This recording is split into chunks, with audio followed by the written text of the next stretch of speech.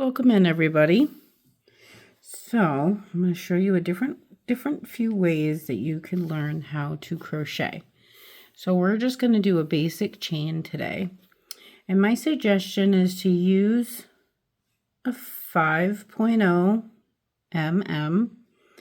There's many different types of crochet hook. I feel like this is the most comfortable with this type of grip. Some of them are straight and don't have the handle. I've been crocheting for almost 30 years now. So using this type of handle, you get more of a grip with it and it's more comfortable. So when you first take your yarn, you're going to want to take 2 fingers and wrap it around. Okay.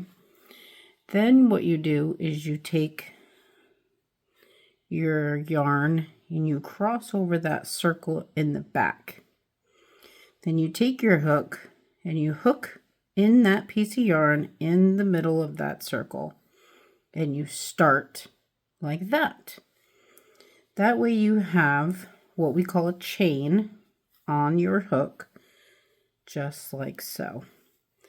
Then what you would do is you would wrap your hook, hold your yarn, and pull through.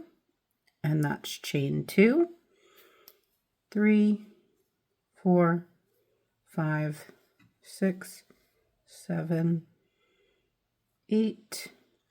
Now see how I'm holding the end with my thumb and my finger, and I'm controlling the yarn with my middle finger and my ring finger. I'm controlling the tension, so that way my chain is even as I start to crochet the chain. I will start over again so you can see what I did. So 2 fingers, you wrap it around. Now you have a circle.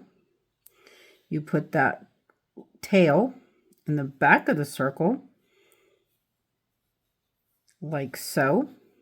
And then you take your hook and you grip that, holding onto your tail and pulling that through your circle. Hold on to both ends and make it tight to your hook. And that's how you start. Then you would wrap, you hold your tail and your circle that is on your hook, and you wrap around and pull through. Wrap around and pull through. And now you have started your chain. And this is your base for anything that you start most of the time. So for blankets, for scarves, anything like this, you're going to chain the lengths that you need to start that project. Obviously, if it's a blanket, you could chain up to 200, 300 chain just to start the end of the blanket, depending on the type of blanket that you're making. If you're going to start a scarf or something a little smaller, you could go up to 10, 20, depending on how long you want it.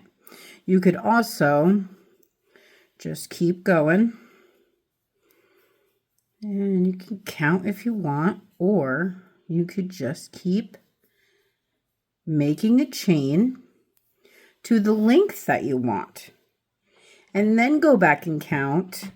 Let's see, I have 2, 4, 6, 8, 10, 12, 14, 16. So say I want something that wide, now I know it's 16. So to go back, I have to turn because this is the end of where I want to be. So what I'm going to do is I'm going to chain 2, 1, 2, and this is going to be my next my next row, basically. So I want it to be a double crochet, so I wrap around. These are my 2.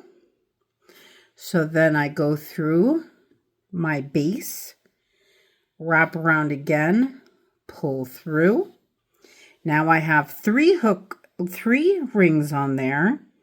I wrap around again, pull through 2, wrap around again, pull through 2. Now that just made, if you hold it like this, that just made my second row. So now I'm starting on my second row and I'm going to make my way back this way. So I would do the same thing. Let me get a little bit of extra yarn here. And what I would do is I would wrap again. Because we're doing a double crochet, you have to wrap, then go through. So we already went through this chain. We got to go through the next. That's open right here. And you go through, you wrap around again, pull through that base, wrap again, pull through 2, wrap again, pull through 2, and now you're keep going down that. So back here where you did your 2 and you started, that's basically where you started your next row. Now you can do that a little differently for that row to make it look different, or you can make it like this. I've always made it like this. This is the way I learned since I was a little girl. So this is how I do it. So again, I'm going to do a double crochet. So I have to wrap around and the placement of your fingers will come with time. So, you know, you hold your crochet hook with your pointer finger and your thumb. Then you would, to hold your yarn, you would move that, take the rest of your fingers, take the rest of your fingers and wrap that around your hook so you can hold on to your yarn. Just so you can see where your next way is to look. And every single time you move your fingers around, it's just to hold that yarn so you can keep your tension. If you don't keep your tension, that's when you're going to have uneven chain. You can see a tiny bit right here how these 2 circles in the chain are a little tiny bit bigger than, say, this one right here. It's just a little tiny bit different of my tension when I was holding my yarn. So let me go back. That was a double crochet. Let's go back and do a single crochet. So we're going to take all this apart. We're going to go back a little ways. Go back to our basic chain that we created. Then you can go into your slip stitch, as they call it.